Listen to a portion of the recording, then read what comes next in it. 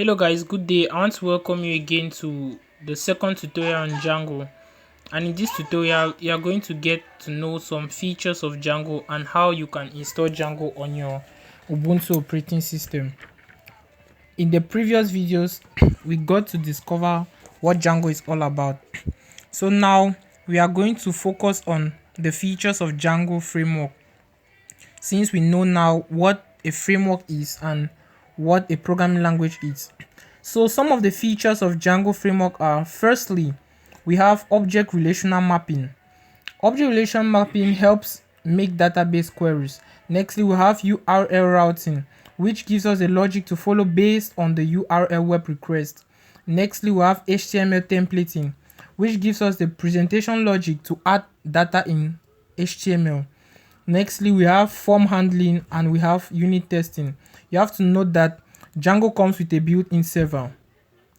Now we are going to proceed with our environmental setup for Django, where before you need to work with Django, you need to have Python installed. I will take you through that, and after having Python installed, you initialize your Django. Okay, now I'm going to show you how to install Django on your Ubuntu. So firstly, when you're on the terminal, the first thing you need to do is to update your package list. So to update your package list, you just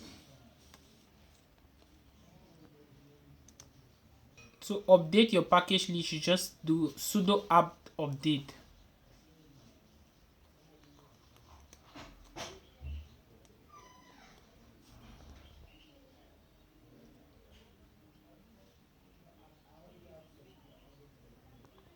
After updating your package list, the next thing you have to do is to update your Python version. So you can update your Python version using Python 3/that. Then when it's done, you discover that all the modules are correct. Now the next step for you to do is to install Django. Now to install Django, you use sudo apt install python 3.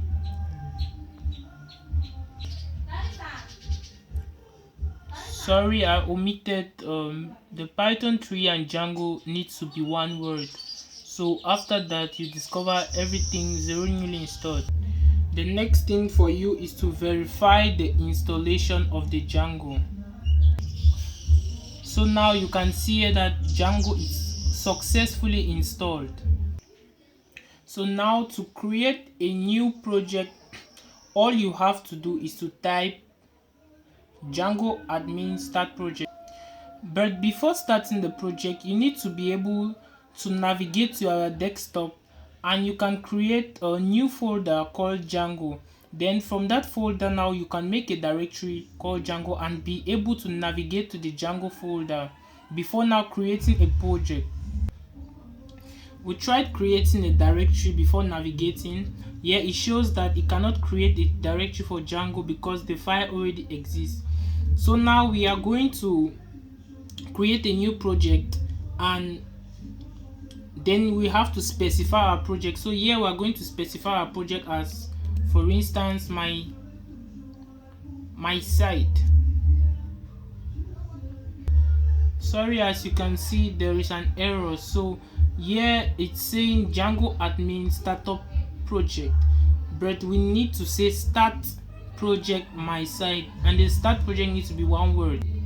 So now we have corrected it to start project, and our start project, that's the project we want to start. We'll specify the project to be my site, for instance.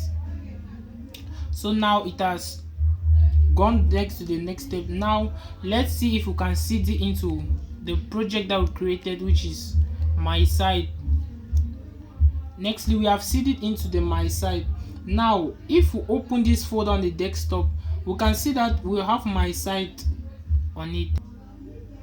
So here it shows that we have cded into my site, and if we go to our home on our machine, we will see that we have my site here and we have manage.py. Now this my site is the most important one, so let's go inside and see what it comes with. So now inside our my site, we will see that it it comes with init.py, settings, urls, and so on. But for now, we are going to get back to this our project and see. But now we have to type python manage.py to run this server. So to run this, we are going to type python manage.py run server. So now we have typed python manage.py. Thank you for watching. Please like, comment, share, and subscribe.